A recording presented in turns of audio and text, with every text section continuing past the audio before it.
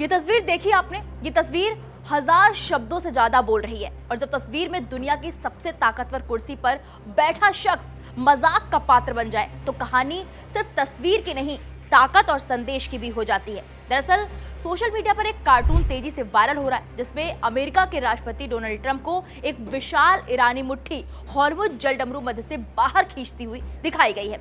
ये सिर्फ एक कार्टून नहीं बल्कि एक कूटनीतिक संदेश है, एक तंज है और एक चेतावनी भी। चेकमेट। चिंटू जी, आप घोड़े भी अच्छे दौड़ाते हो। To good.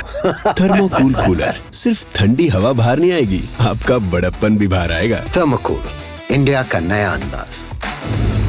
सबसे पहले जरा इस तस्वीर को ध्यान से देखिए।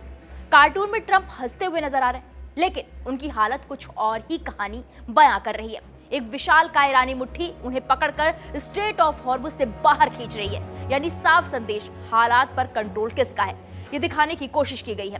दिलचस्प बात यह है कि उसी कार्टून का अगला हिस्सा है जिसमें ट्रंप की गर्दन इसी स्ट्रेट ऑफ हॉर्मुज में फंसी हुई दिखाई गई थी और वो हांफते हुए कह रहे थे कि आई कांट ब्रीथ, यानी मैं सांस नहीं ले पा रहा हूं। दरअसल ये पूरा मामला जुड़ा है अमेरिका और ईरान के बीच हाल ही में घोषित 2 हफ्तों के सीज फायर को लेकर। तनाव अपने चरम पर था, धमकियां दी जा रही थी, यहां तक कि पूरा मध्य पूर्व युद्ध की आग में जल रहा था। लेकिन अचानक सीज फायर का ऐलान होता है और ये ऐलान करते हैं ये भाई साहब जिनको आप इस कार्टून वाली पोस्ट में देख रहे हैं, अमेरिका के राष्ट्रपति डोनाल्ड ट्रंप। ईरान ने इन्हें उस मोड़ पर लाकर खड़ा कर दिया जिसकी वजह से ट्रंप को मजबूर होकर ईरान की शर्तों को मानते हुए सीज फायर का ऐलान करना पड़ा। और इसी के बाद बुल्गारिया स्थित ईरानी दूतावास ने सोशल मीडिया प्लेटफॉर्म एक्स पर यह कार्टून पोस्ट कर दिया। अब सवाल यह है, ये सिर्फ ट्रंप का मजाक उड़ाया जा रहा है या फिर कोई बड़ा मैसेज है? दरअसल हॉर्मुज जलडमरू मध्य दुनिया का सबसे अहम तेल मार्ग है जहां से वैश्विक तेल सप्लाई का बड़ा हिस्सा गुजरता है।